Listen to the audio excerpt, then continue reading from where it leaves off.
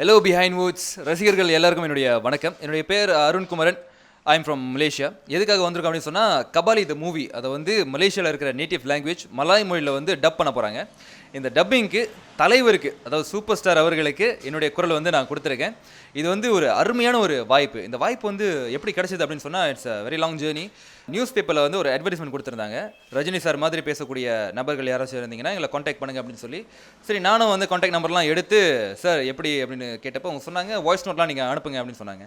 So Rajini sir பேசின சில dialogues வந்து நான் வாய்ஸ் நோட் பண்ணி அனுப்பும்போது அவங்களுக்கு பிடிச்சி போய் ரெக்கார்டிங் ஆடிஷன்ஸ்க்கு எல்லாம் கூப்பிட்டாங்க. ஸோ ஃபைனல் ஸ்டேஜில் வந்து என் கூட ஒரு 3 ஃபைனலிஸ்ட் இருந்தோம். கடைசியில் நான், அப்புறம் மிஸ்டர் ஆறுமுகம் அண்ட் மிஸ்டர் சாம். எங்களோட 3 வாய்ஸும் வந்து நல்லா பக்காவாக இருக்குது அப்படின்னு சொல்லி கடைசியில் சில காரணத்தினால என்னோட வாய்ஸை வந்து செலக்ட் பண்ணியிருக்காங்க. இந்த செலெக்ஷனுக்கு வந்து ஏறக்குறைய 200 பேர் வந்தாங்க அப்படின்னு வந்து எங்களுக்கு சொல்லப்பட்டது. ஆனால் நான் பார்த்த வரைக்கும் ஃபைனலிஸ்டாக இருந்து அந்த 3 பேரை தான் வந்து நான் பார்த்தது. இந்தியாவுக்கு வந்து நம்ம இறங்கின உடனே வந்து சூப்பர் ஸ்டார் வந்து பார்க்கலாம், அவர் கூட பேசுகிறதுக்கு அந்த வாய்ப்பு கிடைக்கும் அப்படின்னு நான் எதிர்பார்த்தேன். ஆனால் அன்ஃபார்ச்சுனேட்லி தலைவர் இப்போ வந்து அவுட் ஆஃப் கண்ட்ரி.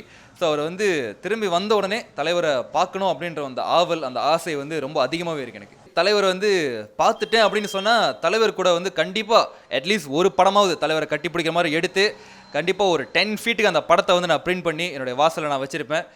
இது வந்து மறக்க முடியாத ஒரு சம்பவமாக இருக்கும் என் வாழ்நாள்லேயே. படம் வந்து சூப்பராக வந்திருக்கு. ஏன்னா ஊரில் இருக்கிற மக்களுக்கு வந்து கண்டிப்பாக இது வந்து ரொம்ப புதுமையாக ஃபீல் பண்ணும். ஏன்னா அப் டு 90% ஆஃப் மூவி வந்து மலேசியாவில் வந்து ஷூட் பண்ணியிருக்காங்க. ஸோ காட்சிகள்லாம் வந்து நல்லா புதுமையாக இருக்கும். தலைவர் வந்து ஒரு புதுமையான விஷயம் ஒன்று பண்ணியிருக்காரு. என்ன அப்படின்னா, இது வந்து மலேசியாவில் இருக்கிற ஒரு கேங்ஸ்டர் சப்ஜெக்ட். அந்த ஸ்டோரியில் வந்து தலைவர் நல்லா இணைஞ்சு மலேசியாவில் இருக்கிற கேங்ஸ்டர் வந்து எப்படி பேசுவாங்க, அவங்களோட டைலாக்லாம் எப்படி இருக்கும், அவங்க பாய்க்கிற அந்த மலாய் வார்த்தைகள், அதெல்லாம் வந்து தலைவர் வந்து கொஞ்சம் கூட டிஃப்ரென்ஸ் தெரியாமல், அதில் கொஞ்சம் கூட கிளிச் இல்லாமல் தலைவர் வந்து சூப்பராக பண்ணியிருக்காரு. அது வந்து நினச்சி பார்க்கும்போது எனக்கே ரொம்ப பெருமையாக இருக்குது. தலைவருக்கு அந்தளவுக்கு நான் நன்றி சொல்லணும். ஏன்னா அந்தளவுக்கு பண்ணியிருக்காரு. கபாலி திரைப்படத்தை பொறுத்த வரைக்கும் எனக்கு இப்போ வரைக்கும் மனசில் அப்படியே நிற்கிற அந்த டைலாக் வந்து கபாலி டீசர் டைலாக். அது வந்து போகிற இடத்துல எல்லாமே பேசி அளவுக்கு அதிகமாக அது வந்து மனப்பாடமாச்சு. ஸோ இப்போ பிஹைண்ட் வுட்ஸ் நேயர்களுக்காக அதை நான் வந்து பேசி காட்டுறேன். பழைய தமிழ் படங்கள்ல எங்க மருவெல்லாம் வச்சுக்கிட்டு மீசையை முறுக்கி விட்டுக்கிட்டு லுங்கியெல்லாம் கட்டிக்கிட்டு நம்பியாரு ஏ கபாலி அப்படியே சொன்ன உடனே குனிஞ்சி சொல்லுங்க ஜம்மா அப்படி வந்து நிப்பானே, அந்த மாதிரி கபாலி நினைச்சியாடா? கபாலிடா. இது வந்து அவர் தமிழில் சொன்னது. மலாய் மொழியில் அவர் எப்படி சொல்லுவார்னா, dalam film lama yang ada parut dan misa yang besar pakai kain pelikat bila gangster panggil, "Hei Kebali, kau datang sini?" Tunduk kepala, ya tuan. Yang datang berdiri menggigil, you ingat Kebali itu ke? Kebali dah. இதுதான் வந்து Malay மொழியில் அவர் சொல்லுவார். Kabali chance கிடைக்கிறதுக்கு முன்பதாக வந்து what I was doing is, நான் வந்து basically ஒரு டிவி ஹோஸ்ட். எஸ்ட்ரோ நீங்களாம் வந்து கேள்விப்பட்டிருப்பீங்க, ஒரு மிகப்பெரிய தனியார் டிவி நிறுவனம். அதில் வந்து ஒரு ஹோஸ்ட்டாக நான் வந்து பணிபுரிஞ்சேன். அண்ட் ஆல்சோ எஸ்ட்ரோ ரேடியோன்னு சொல்லிட்டு ஒரு டிபார்ட்மெண்ட் இருக்குது.